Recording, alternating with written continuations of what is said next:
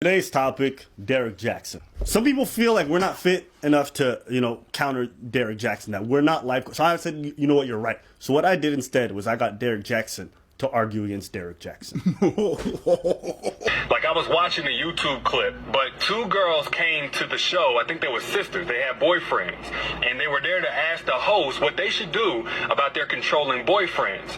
The boyfriends wouldn't let them wear certain things, wouldn't let them go certain places. If a dude is trying to control you, that's not cute. That's your cue to leave. That's your cue to run for the fucking hills before it gets worse. Control, that's the segue, that's the gateway drug to abuse. Ladies, I know sometimes when a dude tell you like you can't do this and you can't do that, y'all be thinking that he just being controlling, but that ain't always the case. If a dude fuck with you, it is some things that he's just not gonna tolerate. Oh, and another thing, if a dude really loves you, he ain't gonna let you come out the house or be on social media just any kind of way. Hardly wearing no clothes or being pissy drunk. Like, he ain't gonna have none of that shit. How? Oh, fuck. Hold up. We gotta cover this. But a lot of you have also been tagging me in the post, in the story about Kimbella and Juelz Santana getting engaged. And then I didn't know what we were dealing with until Kimbella jumped in the comment section to validate that, yes, she's been waiting. She even gave you ladies some advice. She said, ladies, if that's the man you want and love, you will wait however long if the love is real. I got to address this. If you wait for somebody to see in you what you've been seeing in them for 10 years, or wait for somebody to want with you what you've been wanting with them for 10 years, the love ain't real. Not the love for yourself. It doesn't take a man who's diligently working and trying to progress and trying to groom himself to be husband ready no damn 10 years or anything close to it. Good, y'all. So the other day in Detroit after the event, a girl came up to me and asked what she should do about guys who don't want to wait to have sex because right now, that's what she on. It's bullshit when a dude say he just cannot wait because really he's saying one of two things. Either he doesn't want what you want or in his eyes, you're not worth the wait. And in either case, he's not worth the rush. But then,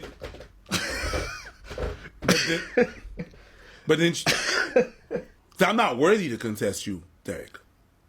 I don't have the knowledge. Hell, I don't have the following. And apparently, according to some of y'all followers, we're jealous of that. But now, this is not us talking. This is Soulja Boy. You. So men have to wait if women want them to, but women don't have to wait if men want them to. That doesn't work. The question is, D, how do I make a man miss me or, really just regret letting me walk away or dumping me? And my answer is the same every single time. Just invest energy into yourself, stop focusing on that, let it go, walk away, blah, blah, blah, right? But if you have to get something off your chest, like if you just have something on your chest, it's spiteful, it's petty, or whatever it is that you want to call it, and you have to get it off your chest, I would rather you take that route as opposed to seeking out revenge. And if you're going to take that route, there is a right way to do it. His advice seems sound at first. Hey, forget about it, move on, better yourself, blah, blah, blah. But if you petty, I'm going to help you. Okay. I don't know what kind of life coach petty and you know it, clap your hands. I'm petty, you're not petty. Okay. What kind of life coach is like, yeah, be petty and resentful and channel your energy at getting back to people that you want to cut out of your life? I don't know, but maybe it's your life coach. Move on with your things, but you know what we like? Revenge! Let's see how. You do the second part. The second part is cutting him off because guess what a man wants to tell himself after the relationship is over? Yeah, she's still stressed, she's still in love with me. If I wanted her back, I could have her. Okay, this is only true for bad people. I would never want to leave somebody I used to like or liked, right? Just because maybe our relationship's not working. If I'm leaving that person, I don't want them to linger on me. I don't want them to continue having feelings for me. I don't take pleasure in knowing that this person has a hard time sleeping at night or is heartbroken. That doesn't make me happy. Any man who's good and feels good, he's garbage. And the sooner you can get away from that garbage, the better. So I don't know why you would want to try to get back at garbage because listen, right? The longer that you start playing with shit, the longer you're going to smell. like what? If you think somebody's trash, why would you play in the trash? Because maybe you like trash. So I'm just trying to say, like, that's definitely not true. I've never, and I mean never, left a relationship thinking, yo, she's still into me. That's fucking dope. That's whack. I would say this doesn't really compromise the curiosity thing. Really, it actually probably emboldens it. But you need to be hanging with your single friends out in public. Not at the house, not eating bonbons, not none of that. No Netflix, none of that. You need to be out and about. Even if you don't do clubs, make an exception. If you're gonna post anything on social media, make sure other dudes are in the picture. If it's you and your 3 homegirls, so it's 4 of y'all, it need to be 4 dudes in the picture. Y'all need to take a group picture. That's not a life coach. That's a toxic coach.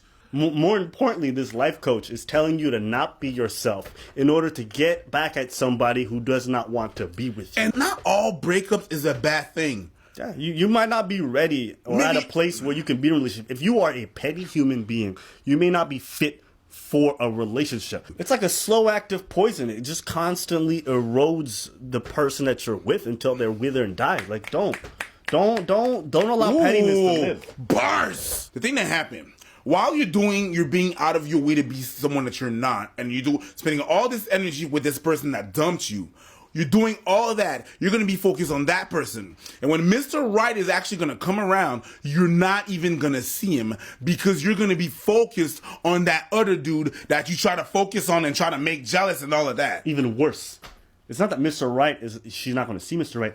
Mr. Right is never going to get to see her. No. Because she's going to be so busy being out of character and not being herself that he's going to be looking at her like, ew, I would not want to get with that girl. Even though that's not who you are. But you're too busy trying to pretend to get back at your ex that you're not looking ahead. You're so busy being in the rearview mirror and trying to get back at the person who honked their horn that you're not focused on the road ahead of you and making sure you get to your... Focus on you and do you, boo-boo.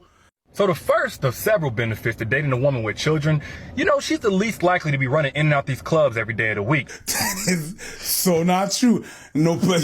I've seen plenty of single mothers. I know plenty of single mothers. I've seen single mothers with their kids in the club. Yeah, because, they're 32 and their kids 18. I've seen that. Because most guys there just want to come home and smash, and she can't have random dudes coming in and out her house. That's not true. That's not true.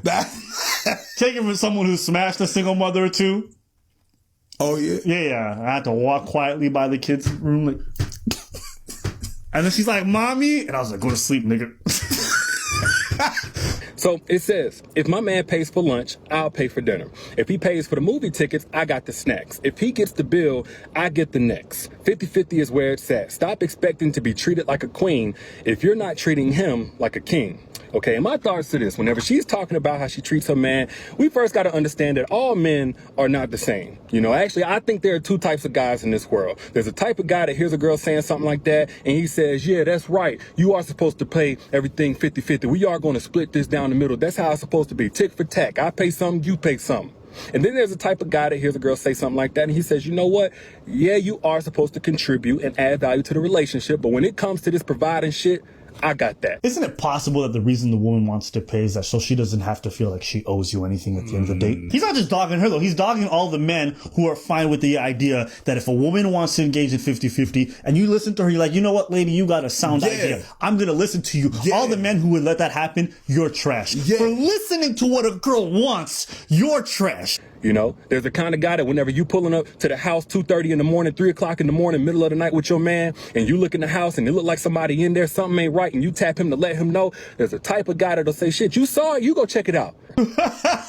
What? I went last time, you go. All men ain't the same. All men ain't one person. It's 2 of them motherfuckers. And I ain't saying there's only one that you could be in a relationship or a marriage with, because I've seen both of these guys in relationships with women who say that they happy. And the reason for that is because there's also 2 types of women in this world. There's a type of girl like this that says, it's okay if you only want to pay half the bills, I pay the other half. It's okay if you don't want to pay for the day or even initiate or plan the day. I can do that sometimes. It's okay if you want to play NBA 2K and Fortnite all day on all your off days. At least you got a job that gives you 20 hours a week and pays you minimum wage, and we sitting here financially stressed out. It's okay. At least you trying. Life is hard. And then there's the kind of woman that says, you know what, if you get down, I'll hold it down. I'll help us progress to that point where we're trying to be. But damn all this gender reversal, gender... Is we done or we finished? He said, fuck all this gender reversal bullshit. So when he's talking about women empowerment, how women got the bag now, how women are making money, that's empowering, that's fine. That's good gender reversal, right? But whenever men have to pay 50-50, whenever we're moving to progressiveness like that, he's like... No! Now... I'm empathetic in that I understand that the dating world is confusing. I understand that it's not easy to navigate, and that for a lot of women out there, They have a hard time understanding why they're being cheated on, why their relationships aren't working, and they don't know how to navigate men really well. And so here's this attractive man who seems to be very upfront. He's charismatic, and he's saying things that appeal to you, and it's helping you feel better, and so you think there's some truth to it. But when you really break it down, you realize that this stuff is actually dangerous. And my problem with his advice more than anything is that not enough of it is about how much power women have over themselves within relationships.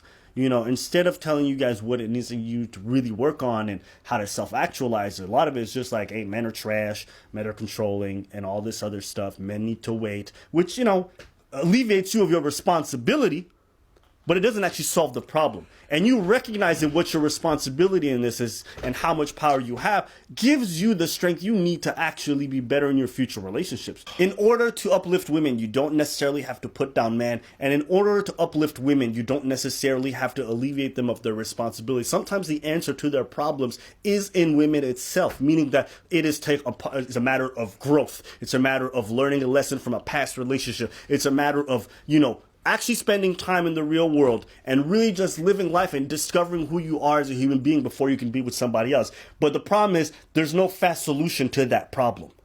Right? It takes time, it takes effort, and it takes consistency before you can have that long-lasting relationship. And people want to have the advice that they need today to get to the relationship that they need tomorrow. But guess what? That relationship that you want tomorrow may be actually something you get to discover 10 years down the line. Yep. People are getting married at 36, 38, 39, and it's not because every man before that is garbage. It's that maybe you aren't the person that you need to be. Do you know what I'm saying? Yeah, you're not the person that you need to be in that relationship. Yes. Meaning, like, you learned some things from your parents. You've learned some things through life. You have to unlearn certain, it's fucked up. You need to unlearn certain things that was given to you by your parents and by the things around you. You need to unlearn and rewire your set because there's a lot of problematic behaviors that you have, that you've acquired, that you thought that was the truth, but it's not the truth. And you have to rewire yourself into that truth, Okay, Pastor Preach. Hey, listen, my name is Preach, and that's for a reason. You need to rewire yourself into that direction you need to have the proper and the righteous path into that relationship that you're supposed to have with the God. Amen. I got you. I'm not mad at you. Pandering advice, like trying to just puts all the blame on men in regards to why your dating life is not successful. Because I'm telling you, it is not just men. And if you think it is, I'm telling you, you're gonna have a hard time down the line. Yo. So just be patient with yourself. I don't know why he's always in his car. All right. I don't know why nobody's seen his legs. I don't know why. Nobody really seen her legs. So true. That's a good point. Show me your legs. Get up on there. Show me your legs. I ain't getting up on there. Show me your legs. Show me your legs? Show him your legs. I've seen your legs. No. Show them your legs. No. I don't need pressure from you. I'm going to take my time.